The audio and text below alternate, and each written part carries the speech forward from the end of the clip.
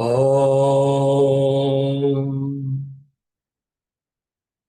Om Sahana Vavatu Sahana Bhunaktu Sahaviryam Karavavahai Tejasvinavaditamastu Mavid Vishavahai. Om Shanti Shanti Shanti.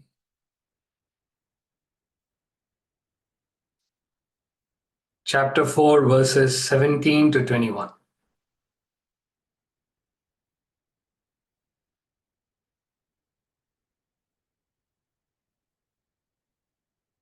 कर्मणो ह्यपि बोद्धव्यम् बोद्धव्यम् च विकर्मणः अकर्मणश्च बोद्धव्यम् गहना कर्मणो गतिः कर्मण्यकर्म यः पश्येत् अकर्मणि च कर्म यः स बुद्धिमान् मनुष्येषु स युक्तः कृत्स्नकर्मकृत् यस्य सर्वे समारम्भाः कामसङ्कल्पवर्जिताः ज्ञानाग्निदग्धकर्माणम् तमाहुः पण्डितम् बुधाः त्यक्त्वा कर्मफलासङ्गम् नित्यतृप्तो निराश्रयः कर्मण्यभिप्रवृत्तोऽपि नैव किञ्चित् करोति सः निराशीर्यतचित्तात्मा त्यक्तसर्वपरिग्रहः शारीरं केवलं कर्म कुर्वन्नाप्नोति किल्बिषम्. Action and renunciation are not opposed to each other. So the general thought is that renunciation is different from action, is opposed to action. But that's not the case. It all hinges on your understanding of what renunciation is. The Sanskrit word is yoga. Yoga means spiritual connection. You establish a spiritual connection is yoga. Opposite of yoga is bhoga. Bhoga means sensual pleasures. So yoga and bhoga, one is spiritual actions, other is sensual pleasures. Now the difference is in the attitude, not in the action. The ideal that you need to aspire towards is to incorporate that attitude of yoga in bhoga. So while you're going through the pleasures, to incorporate a spirit of renunciation.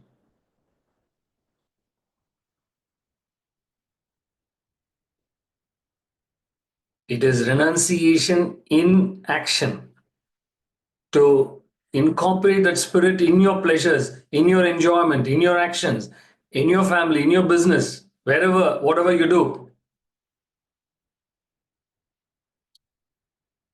If you do that, if you incorporate renunciation in action, your action will be successful. Your action will be perfect.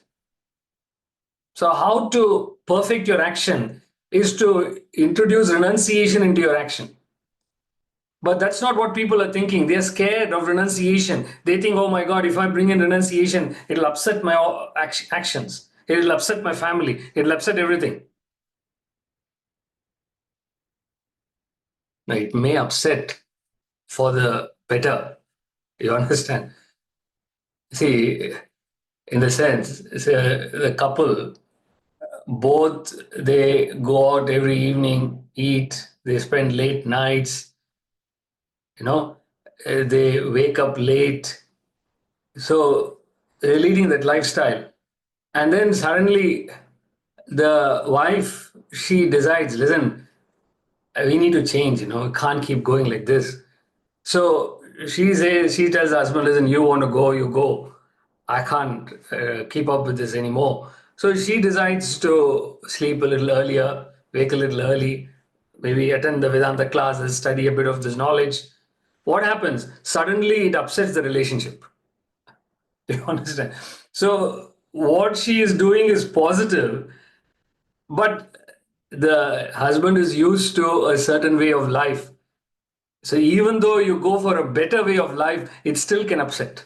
So just because it upsets does not mean it's wrong. Good things can also upset people. The problem is that people follow a mechanical pattern. So when they get into a pattern of living, they get used to that pattern. The moment you ask them to change that pattern, they can't do that. They find it very difficult to change that pattern of actions. So they feel threatened if anybody asks them to change. Renunciation is action. Action is renunciation. When we get to the 18th chapter in the Gita, the two verses, one verse, they define what is sattvic renunciation. Sattvic renunciation means true renunciation. And when you read the definition of true renunciation, it is exactly the same as the definition of sattvic action, true action. There is no difference between the two definitions. So sattvic renunciation is exactly the same as sattvic action. And what is sattvic renunciation? Performance of action without attachment to the desire or craving for the result. He says performance of action. You got to perform your duties without attachment to the desire or craving for the result. Is sattvic renunciation. And what is sattvic action? Exactly the same. Performance of action without attachment and craving. So perfect action is perfect renunciation. But the problem is you have strange ideas about what renunciation is. Renunciation means a person has shaven head. You understand? He's wearing austere things. He doesn't wear shoes. He doesn't wear footwear. Oh, he's a renunciate. He's a sannyasi. So it's nothing to do with the external appearance. Even the other day, I was just telling somebody, I said, listen, what was Krishna wearing? Huh? According to all the description of Krishna, what was he wearing? He didn't wear any single spiritual clothes. You understand? He wore the finest of clothing. You understand? In those days, he wore Savile Row. Equivalent of Savile Row in those days, Krishna wore. I'm not joking. You read the description, perfumes and everything, finest of attire. So externally, if you come across Krishna, you will never consider him as a spiritual person. Hmm? I think he doesn't look spiritual. He doesn't do anything spiritual. You understand? Externally, but internally, a man of renunciation, a highest state of renunciation. So it is that attitude that you incorporate into your actions. And how do you develop renunciation is through knowledge, is through an understanding. As you keep learning this, gradually this will seep into your system. That's why in the last verse where we stopped, verse 16, he said, even the wise person doesn't know what action is. Let's bring up the verse. The statement that he makes is such a powerful statement. Verse 16. He says, even the wise are deluded here as to what is action and what is inaction. A wise person is deluded. A wise person doesn't understand what is action, what is inaction. Therefore, I will teach you action. See that. Even the wise are deluded as to what is action, what is inaction. Now, according to you, you are very clear. But wise person is not clear. So, so the advice he's giving here is, therefore, I shall teach you action, knowing which you will be liberated from evil. And you're thinking, listen, I know what action is. I've come here to this class to study renunciation. I want to study detachment. I want to study spiritual knowledge. And Krishna is saying, listen, I'll teach you action. Hey, what is he talking about? I thought I'm an expert in action. I'm such an active person. So, and that's what you are defining what action was in this context. So the word used here is karma for action, and then akarma is inaction. Karma versus akarma. So what he means is, at the absolute level, all actions that you do, whether it is material or spiritual, will fall under karma, will fall under actions. And what is akarma? What is inaction? Inaction means the self, the Atman, which doesn't do any action but is responsible for all the actions. It doesn't act. Atman doesn't act. In that sense, it's called as inaction. But inactive doesn't mean laziness. Inaction means it doesn't perform any action, but it is the enlivening principle behind all actions. Same two words at a relative level. So the absolute level, it's clear. At a relative level, what is karma and akarma? What is action and inaction? So action means all devolutionary actions, self-centered, desire-ridden actions, which take you down. That is calling here as karma, action. And akarma, inaction, opposite of it, which is evolutionary actions, desireless action.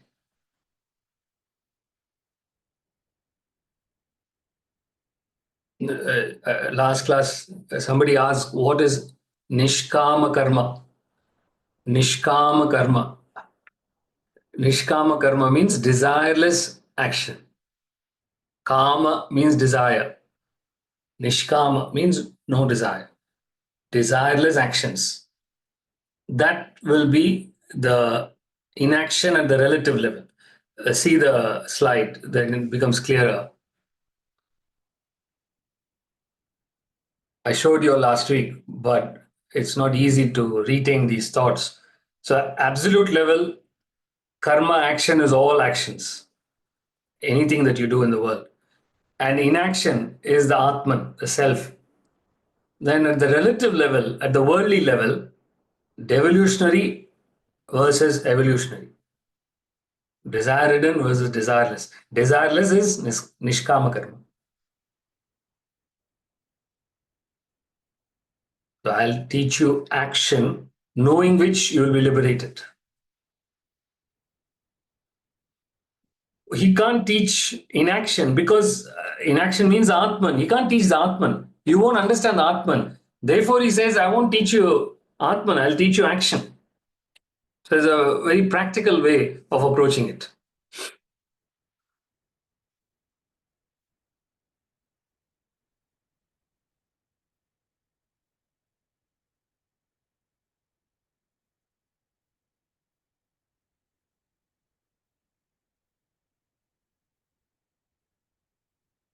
Hmm. Now he's going to continue now. Same principle. What is action? He's going to continue further. 17. कर्मणो ह्यपि बोद्धव्यम् बोद्धव्यं च विकर्मणः अकर्मणश्च बोद्धव्यम् गहना कर्मणो गतिः कर्मणो ह्यपि बोद्धव्यम् बोद्धव्यं च विकर्मणः अकर्मणश्च बोद्धव्यम् गहना कर्मणो गतिः. He continues from the previous verse. He is elaborating on what is action and inaction, and he introduces a third word as well. So he says, verily action should be known and forbidden action. So this is what he's introducing. Vikarma. Vikarma means forbidden action should be known and inaction should be known. So action and inaction he introduced in the previous verse. This verse he's introducing the word vikarma, forbidden action. And then in the last line, it says, the nature of action is impenetrable. Gahana karmano gati. Gahana means deep, is impenetrable. What? Action. A normal thing that we are doing day in and day out, he says, that is impenetrable. Impenetrable in the sense is beyond your understanding, is beyond your comprehension, beyond your conception. See, he takes something so simple as action and he's proving to us that we don't even understand that. There's so much more to it. Now, what does it mean? It is impenetrable. Why does he say action is impenetrable? He means the cause of action, the source of action. So you see the physical action, which is the manifested action, but you don't see the cause of action. It's like the river Ganges. You go and see the river Ganges, but you don't see the source of it. Where does it all start? You may go on the river Nile. Where's the source of river Nile? Where's the source of Mississippi? So you can see the rivers. Where's the source? So here, action, you know. What is the source of action? Source of action is vasanas. So vasana is the cause, action is the effect. And when you act, actions become the cause and vasanas become the effect. So this is a chain that is going on. It's a cycle that is going on. Vasana produces action, action produces vasana. Exactly like how a tree produces seed, seed produces a tree.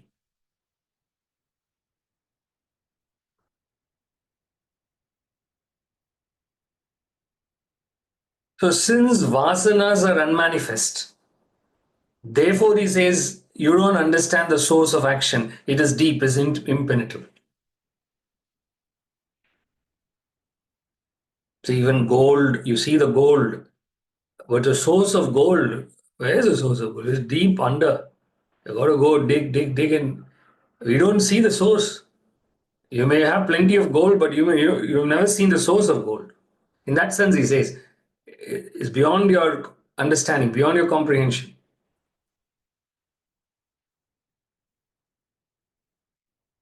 The chronology of action. Many of you all would be familiar with this. For those who don't know, what is the chronology of action? So if you trace any action backwards, the source is vasana, and vasanas goes through the stages of thought and desire before it becomes action. So vasana produces thought, thought produces desire, desire produces action. This is the chronology. VTDA. VTDA. Vasana, thought, desire, action. Every action you do goes through the cycle. See that.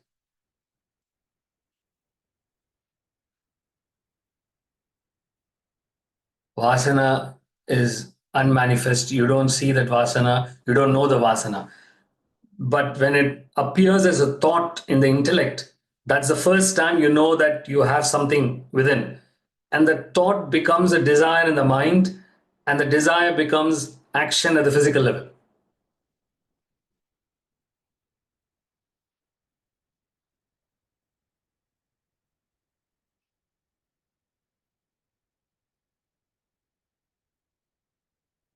See, suppose uh, a young girl, she looks at the sky and she says, I want to become a pilot.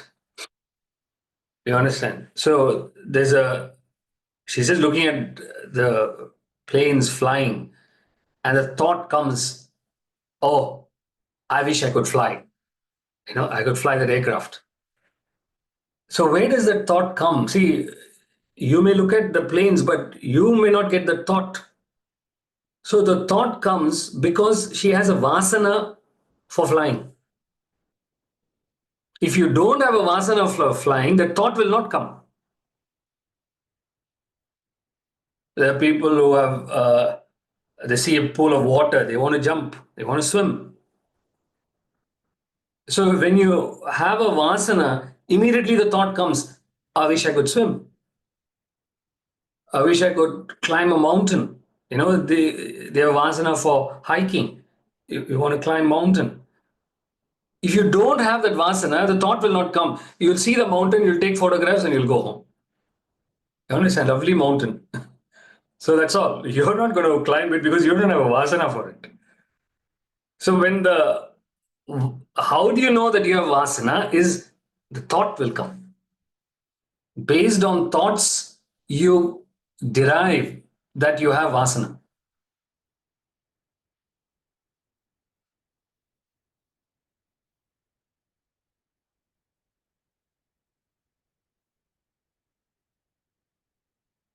And then the thought matures into a desire. Desire is to possess and enjoy it. Initially, it's only a thought. Say a blank canvas. A person sees a blank canvas and says, I want to paint. The thought of painting comes. Then he says, I want to paint it. That becomes a desire. He takes the brush and he starts painting. That's the action of actual painting.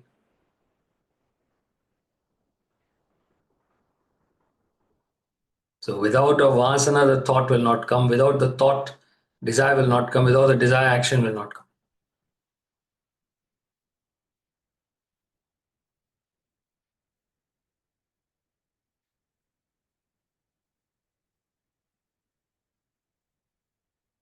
The impure vasana produces impure thoughts, impure desire, impure action.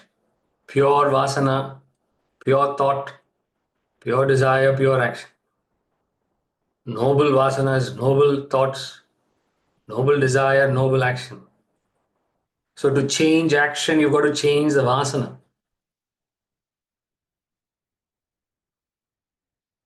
Gahana karmano gati. Nature of action is impenetrable, is deep.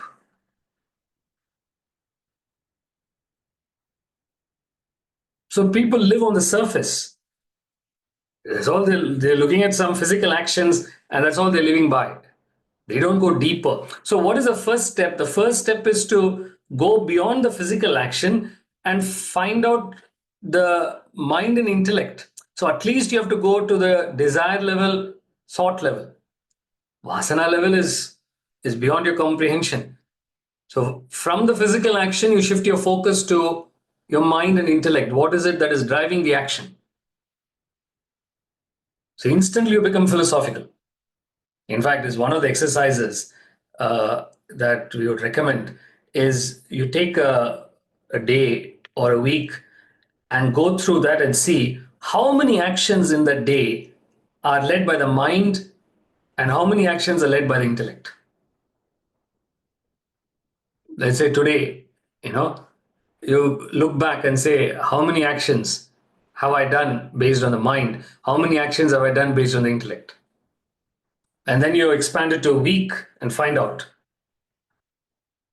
You'll be shocked how many actions are led by the mind, Virtually everything is led by the mind.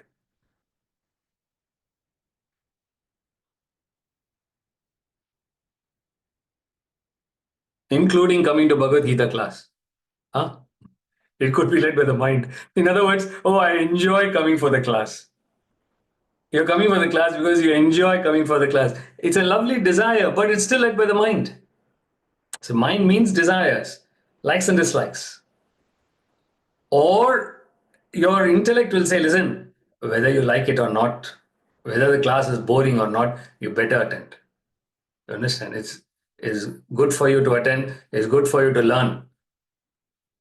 Sometimes you may doze off, doesn't matter. Still, you got to go and attend. So your intellect forces you to go and attend. Incidentally, you may also like it. So just because you like it does not mean it is led by the mind, but what is driving it? You understand the importance of learning this philosophy. I need to learn this philosophy. You understand the importance. Incidentally, you may also like it. So there's a combination of mind and intellect, which is perfect. So the three options. One, it could be led by the mind, or it could be led by the intellect, or a combination of both.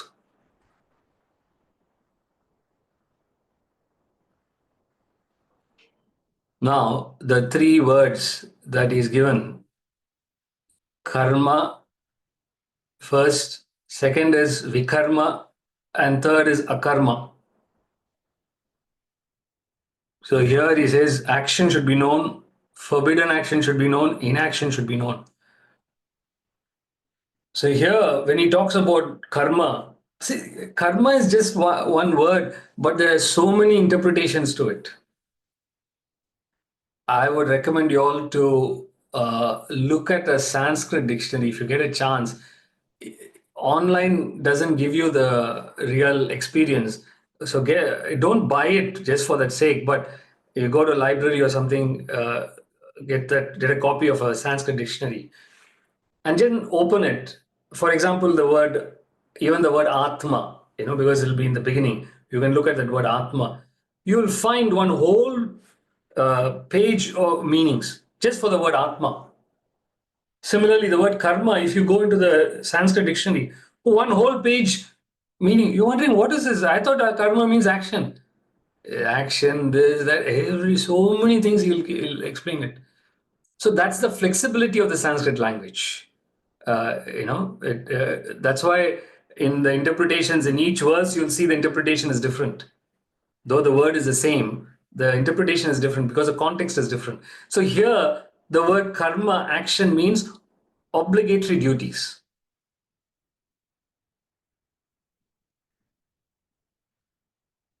The duties that you have decided for yourself that you need to do or ought to do it.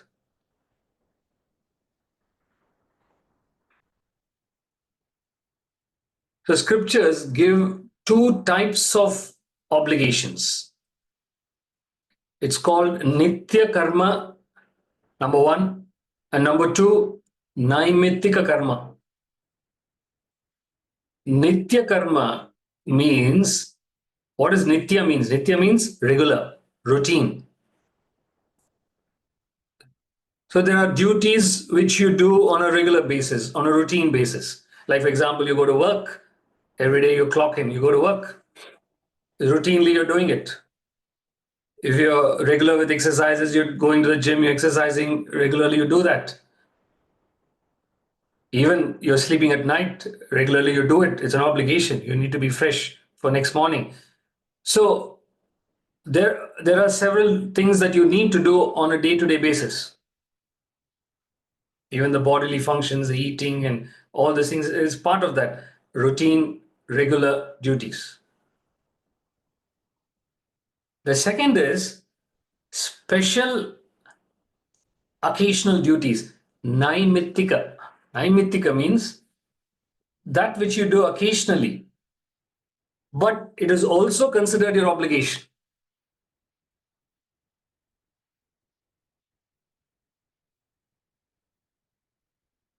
See, what happens is, see, for example, let's say you're going to work, and you're driving to work. And as you're driving in the morning to work, you stop at the traffic lights and you look around. You see in the bus stop, an old man has fallen. He's on the ground, he's fallen, and no one is around at the time of the day. So you're rushing to work. So what do? You quickly stop the car, you rush there, you attend, you find out, you call the ambulance, whatever needs to be done. You wait there till the ambulance comes, make sure the person is safe, inform whoever needs to be informed, and then you get back in the car and go. Maybe a couple of hours have gone. You call work and say, sorry, I'm delayed. So this would be a special obligation. It's your obligation because you're the one who are there. Nobody else is there to attend to that person. So it's still your obligation. You attend to it, for which you need to deviate from your regular duties for a short while, not for a long time. Just for a short while, you're deviating. It's exactly like, suppose you're going on a motorway and there's a diversion. There's roadworks, there's a diversion. So what happens? They take you through some A roads and then you get back to the motorway. Exactly like that. So special duties, they temporarily take you away from your regular duties, but then you get back to the regular duties.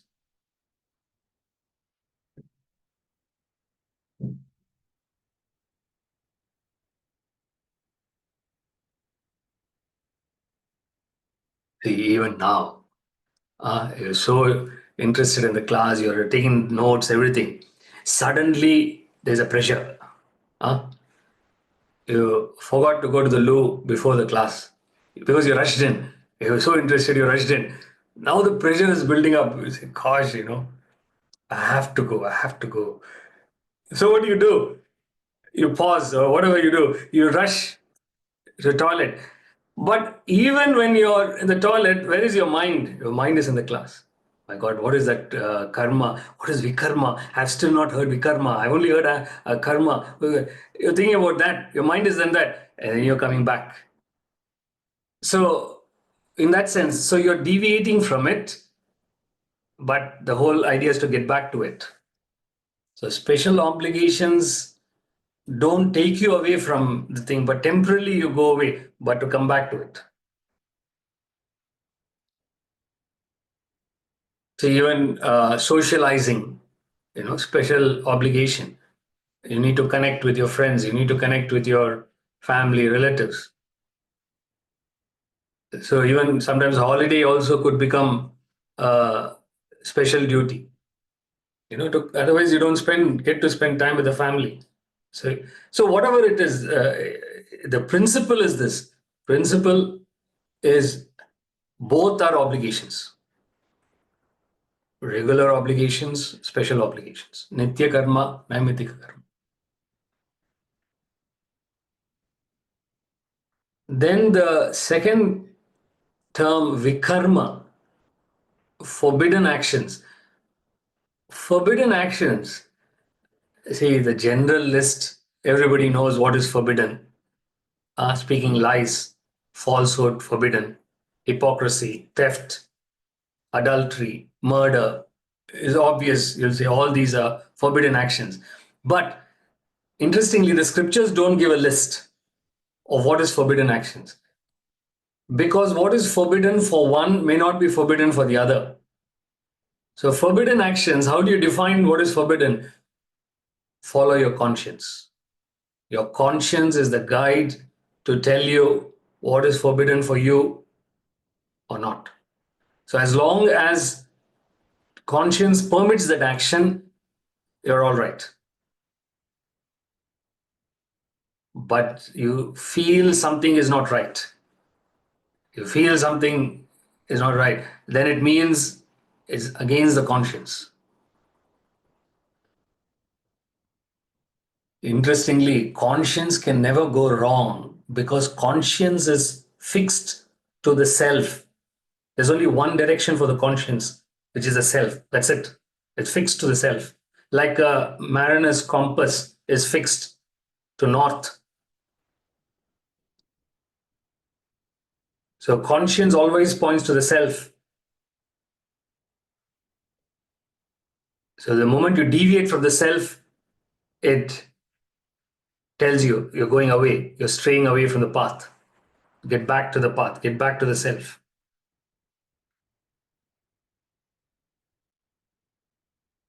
And third is akarma, which is what we saw the last verse. Akarma means the self, the Atman. So Atman is inaction in the sense like a catalyst in a chemical reaction. So the catalyst helps with the reaction, but at the end of the reaction, the catalyst remains the same.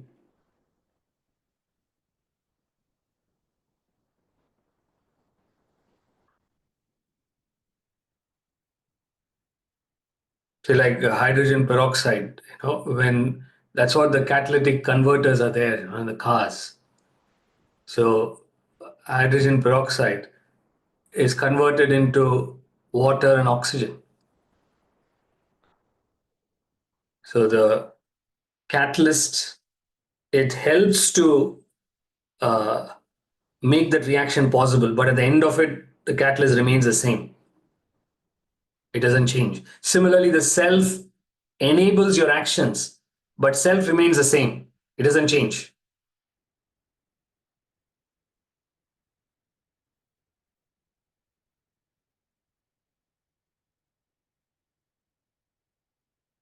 So you see the three types of actions, what they've given here. The first is karma, which is obligatory duties, nitya and naimittika, regular duties or occasional duties. But both you've got to perform. Then vikarma, forbidden action. Akarma, inactive principle.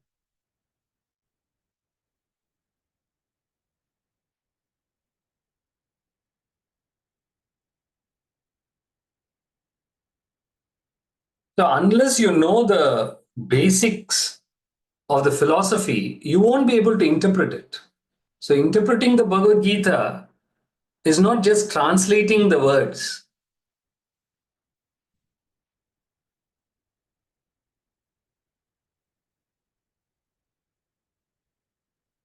So to interpret the Gita, you've got to understand the philosophy. Only then you'll be able to understand what karma means, what akarma means.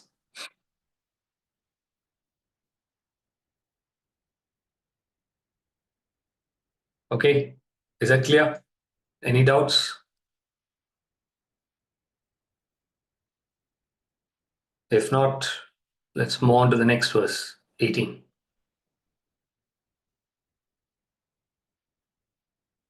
कर्मण्यकर्म यः पश्येत् अकर्मणि च कर्म यः स बुद्धिमान् मनुष्येषु स युक्तः कृत्स्नकर्मकृत् कर्मण्यकर्म यः पश्येत् अकर्मणि च कर्म यः स बुद्धिमान् मनुष्येषु स युक्तः कृत्स्नकर्मकृत्. Here's another famous verse.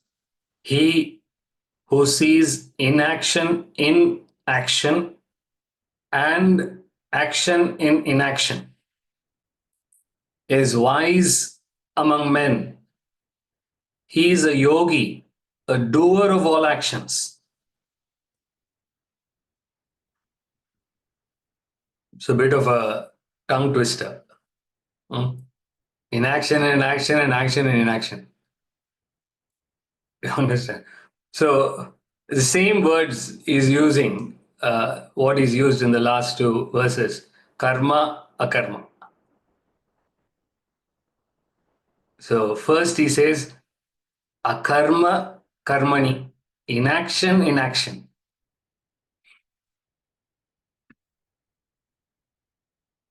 See, inaction, in action, the first phrase. Second phrase is action in inaction.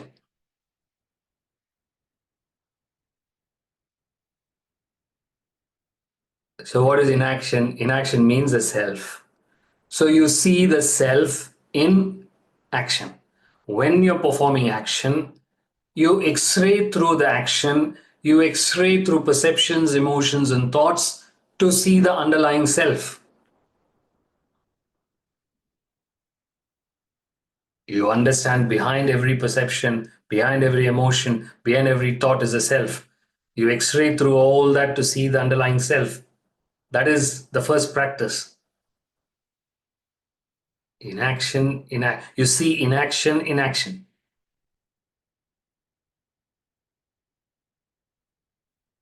Just as when you see the F1 cars, racing around the track, zoom, zoom, they keep racing around the track.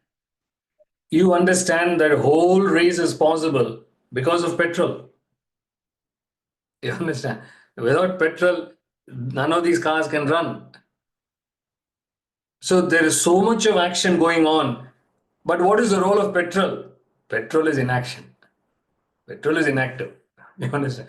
Petrol doesn't want to drive. Petrol doesn't want to do anything. But without petrol, the cars can't move. Petrol has no desire. So in that sense, it is inaction. Petrol is inactive principle.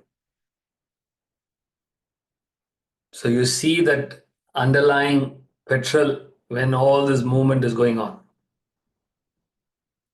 Similarly, when you see the Oxford Street lights during Christmas, you see the whole lights switched on. Even Blackpool, they put the lights on. Oh, it's beautiful lights. You see that. What do you understand? There's electricity behind it. Without electricity, none of these lights will work. So you see the inaction behind the action.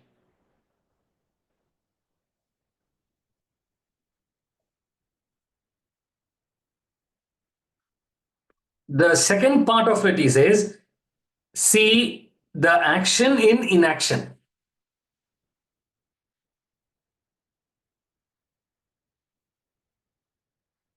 Inaction means what? Self.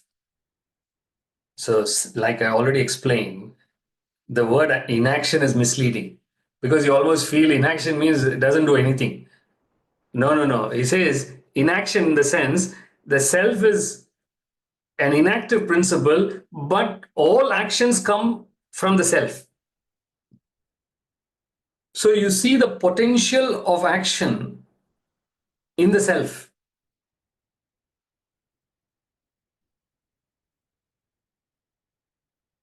There's a saying, still waters run deep. Still waters run deep.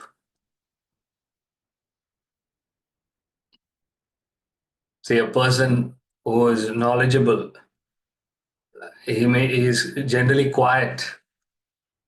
You understand? Unless asked, he's not going to tell. He's not going to speak. So it's like that. You know that person has knowledge, but he's quiet. But he's got a lot of knowledge. He can speak a lot. So in that sense, so you see the potential of action in the self.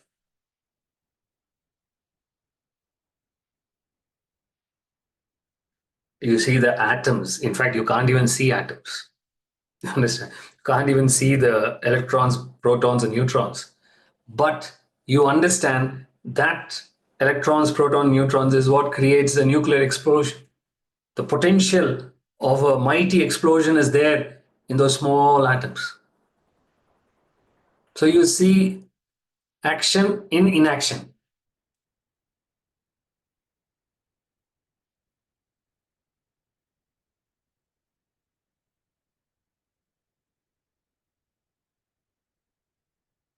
Such a person is a wise person, a person who sees action in inaction and inaction in action.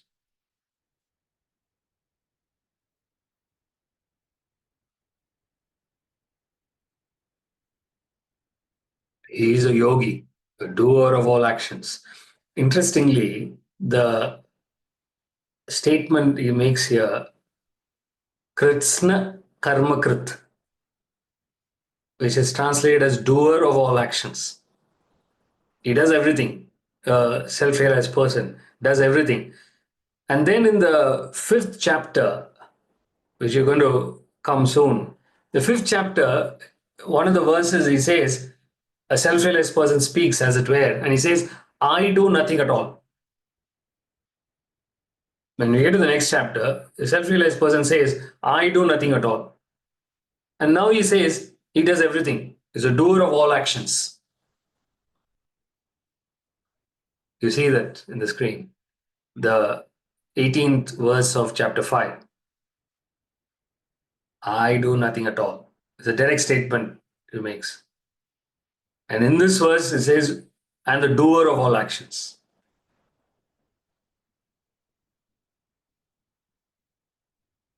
So what it means is that there is a, like what I explained in the beginning, that renunciation in action.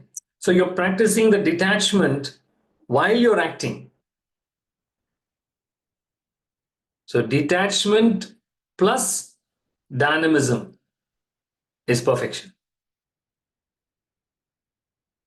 So detachment is not avoidance of action, but detachment means there's no involvement in the action. So from one angle, you can say, I do nothing. From the other angle, I'm doing everything. See, typically, from an external point of view, for example, you see a person like Krishna or a Christ, they did so much of actions. So from an external point of view, you say, oh, he's active, he's doing so much.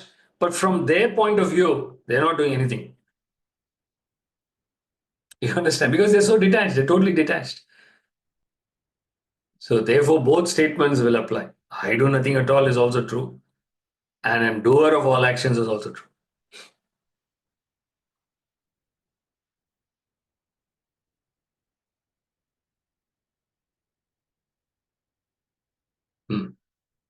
Next verse. यस्य सर्वे समारम्भाः कामसङ्कल्पवर्जिताः ज्ञानाग्निदग्धकर्माणम् तमाहुः पण्डितं बुधाः यस्य सर्वे समारम्भाः कामसङ्कल्पवर्जिताः ज्ञानाग्निदग्धकर्माणम् तमाहुः पण्डितं बुधाः.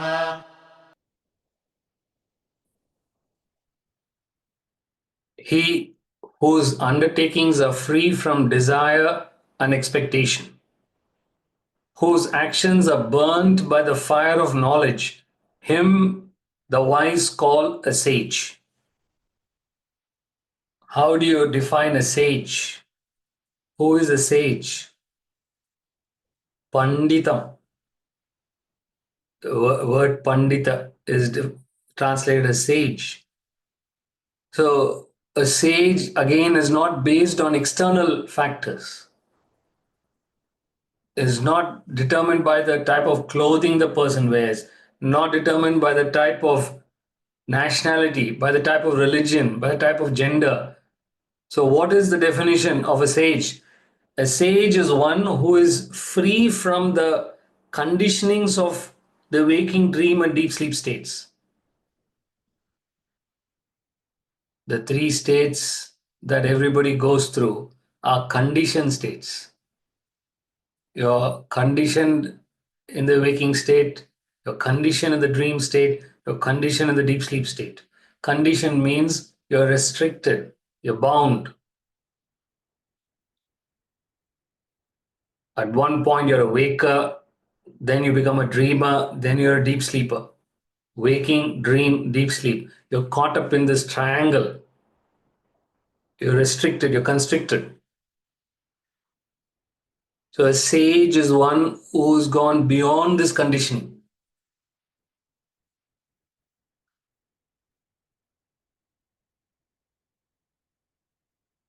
Man is born free and everywhere he is in chains. Man is born free and everywhere he is in chains. The famous statement of the Swiss philosopher Jean-Jacques Rousseau. He made the famous statement, which is so applicable philosophically. So everywhere people are bound, they are in chains. Chains of what? Waking, dream, deep sleep state. You're caught up in these three states of consciousness and you know not that you're bound. So see that the three states of consciousness, how it is conditioning. So one side is waking, another side is dream, third side is deep sleep. Three sides, you're locked inside that, caught up inside that. And you believe that is you. You believe that is your existence. The scriptures are saying, no, that's not you. You're beyond that. Your real nature is beyond all this. The one who explores this and achieves this is a sage. So such a person's undertakings are free from desire and expectation. See, the word uses here is samaramba. Samarambaha means undertaking. Undertaking means you're starting something.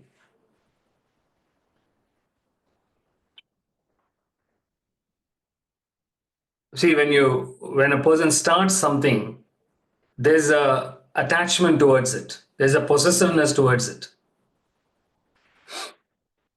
Even raising a family, you say, oh, this is my wife, my husband, my children. There's a possessiveness. This is my house. I have started this. For example, you start a business. I have started this business. Even a congregation, pastor giving a sermon to a congregation, same thing can be as my congregation. So this is nothing but an expression of ego. So that expression of the ego comes where you are arrogating the action to yourself.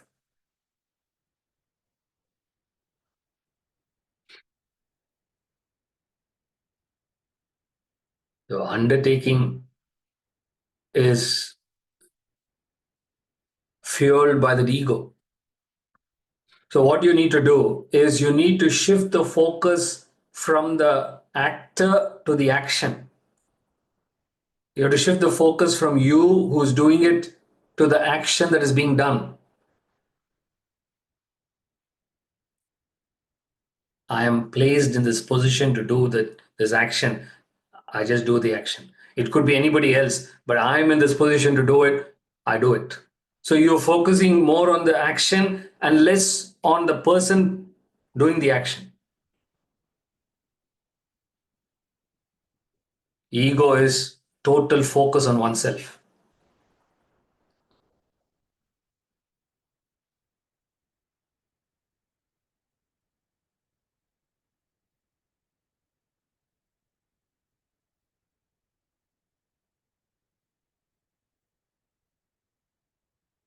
So those whose actions are free from desire and expectation. See, that's what John Milton describes beautifully. He says, they also serve who only stand and wait. They also serve who only stand and wait. That's all. You understand? Nobody may be interested in your help. Doesn't matter. You're standing and waiting. You understand? If they want the help, you give. If they don't want help, you quiet. So there's no ego. Oh, I am doing so much. Oh, I am helping. I am managing this. He said, just cool down. He said, just take a chill pill. Just take a chill pill. Oh, I got to clean the house. Oh, I got to do. I got to. Relax, relax. Relax doesn't mean don't do it. You got to do it, but don't get excited. Everything get excited.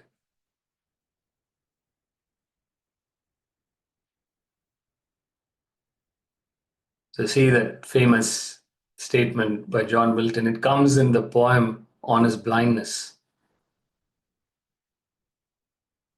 They also serve only stand and wait. What it means is a lack of ego. Don't take it literally that you're standing and waiting. What it means that attitude, that even when you're doing a lot, you still have this attitude, you're only standing and waiting.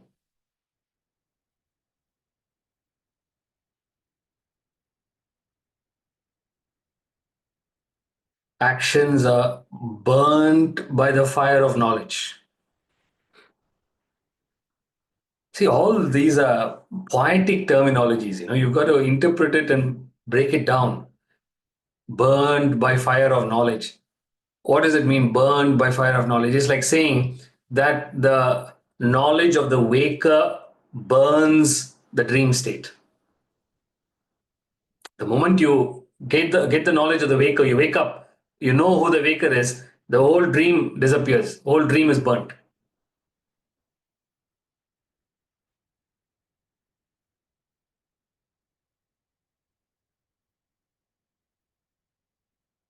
See, the sannyasis wear the ochre robes, you know, uh, and a yellowish, orangish color, the robe that they wear.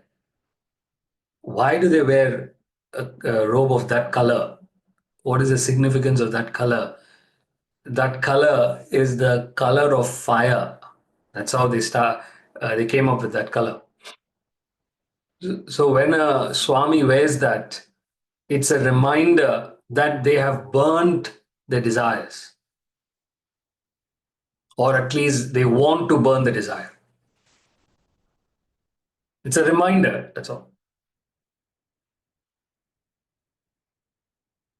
So that's what he's using the same word here, burnt by the fire of knowledge.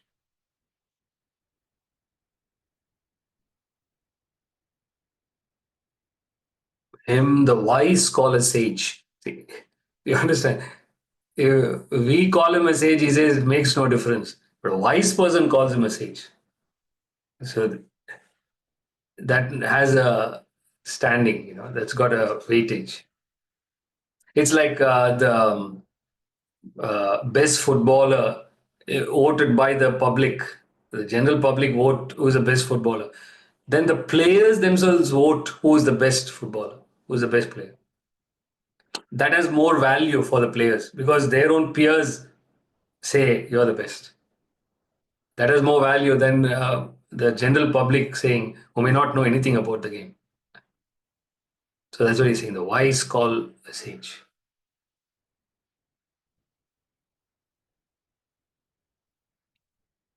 Hmm. So we'll stop here for today. Any doubts? Any queries? Shrikala, you're ready. You're waiting. Yeah. Hari Yes. Om Bhakti. Carry on. Yes. So I was just wondering about this detachment you mentioned about not getting involved. How can I be not? How do I know, first of all, that I'm very deeply involved? And if I'm, let's say, if I think in my mind that I'm being aggressively good. Hmm.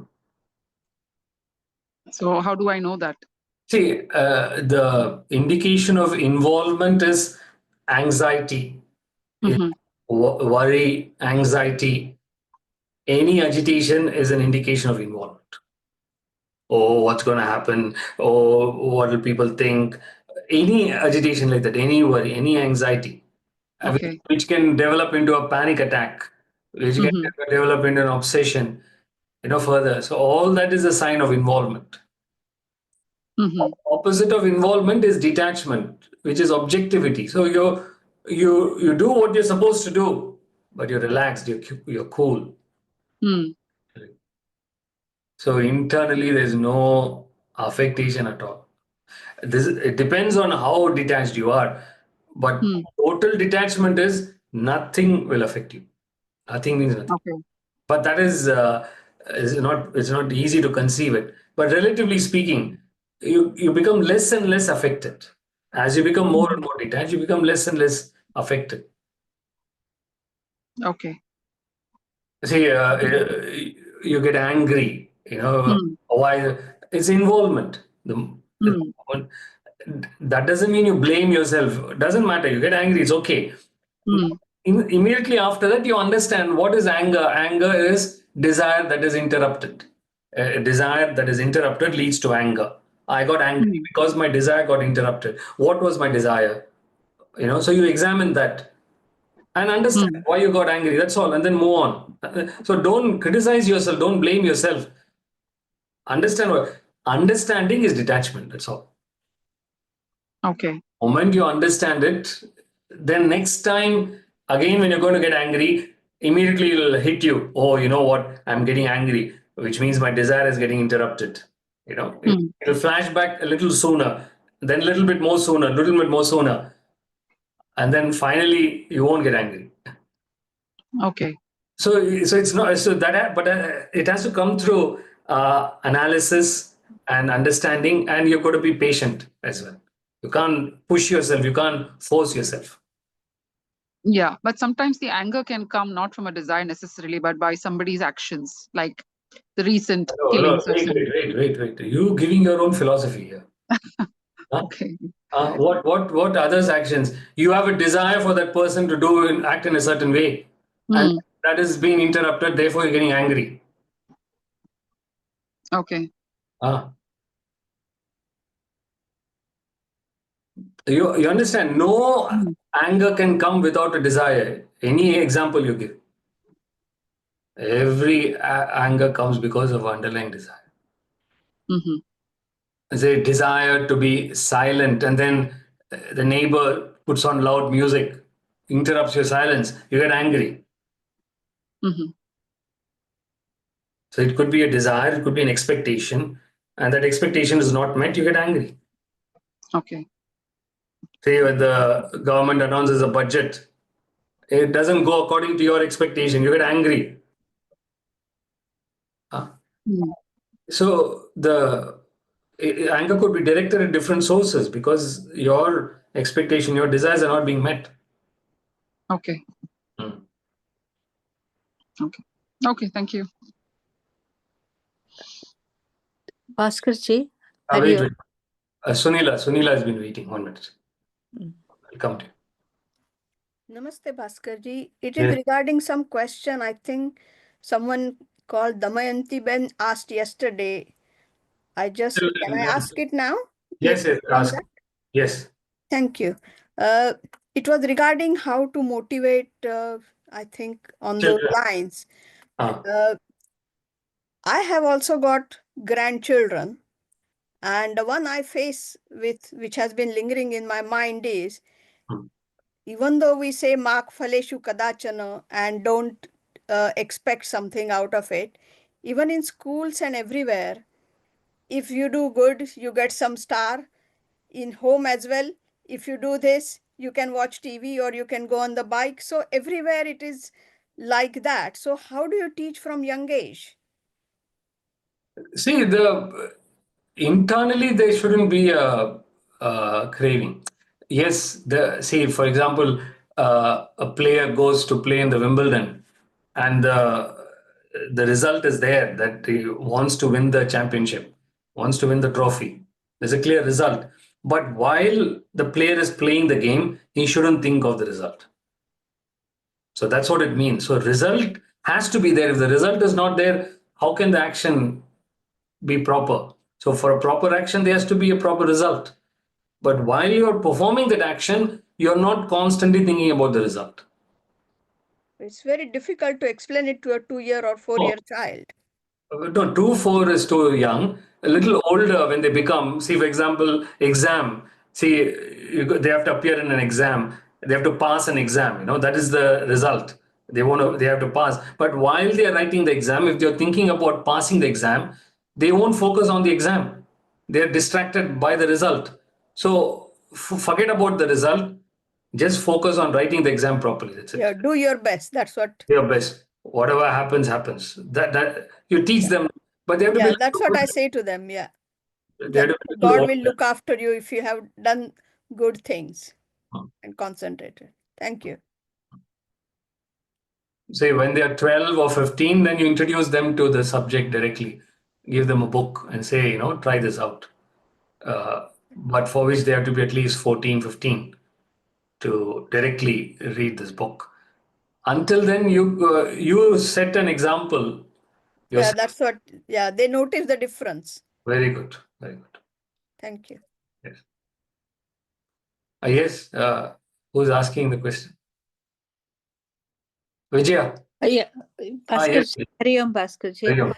The speaker before this spoke about how would you know. My question is similar. When something doesn't go the way you want it, is anger. But if you have a lesser degree, you're just upset. Would that still be Same thing. Anger, irritation. Irritation is also anger. I mean, we are just using that word anger. Lesser form of that is irritation. Starts as an irritation because of an expectation. Expectation is not met. okay? Same principle. So let's, for argument's sake, I had this experience of having said something which, in all honesty, I didn't mean any ill, but the person took it the opposite way and was very upset with me. So I was upset that that person was upset. Right? So how should one react in that way? You have a desire that others should take your thing in a right way. You understand? That they should go along with you. So when they get angry at you or they get upset at you, your desire is interrupted. It's like suppose I'm conducting a class and suppose I have a desire that everybody should appreciate the class. Let's say somebody writes to the team and says, "Listen, this is the worst class. This is a rubbish class. You know, I'm not going to come to this class anymore." Let's say a person writes like that. I get angry. You know, it's like that. So which means what? Which means I have a desire that everybody should appreciate. So if somebody doesn't appreciate it, then I get angry. It's nothing to do with that person. It's to do with me. It's my desire that is getting interrupted. It's not that reaction of that person is causing the anger. My desire interrupted is causing the anger. I see. So the potential of anger is there. It may not come out. And once somebody interrupts it, you give it all out to that person. So that's why you'll find some people, they're quite calm, they're quite this thing, then suddenly they erupt like a volcano. You know? It's like that because desire is not interrupted at all. Once it gets interrupted, that's it, finished. So, in other words, my thinking should be, okay, the person has done it in this way. So what? I should just leave it Nothing to do with that person, Vijaya. It's to do with you. It says my desire that has caused the irritation. My desire has caused that anger. Nothing to do with that person. So let me not get involved in others' actions. Instead, let me look at my nature, my desires, my reaction. So you become introverted. The moment you become introverted, it'll solve the problem. Otherwise, all the time you're looking at others, oh, he's doing, she's doing, they are doing whatever they're doing. Let them do whatever they're doing. Why? What do I care? But what is my nature? How am I approaching things? Let me look into that. Change the focus.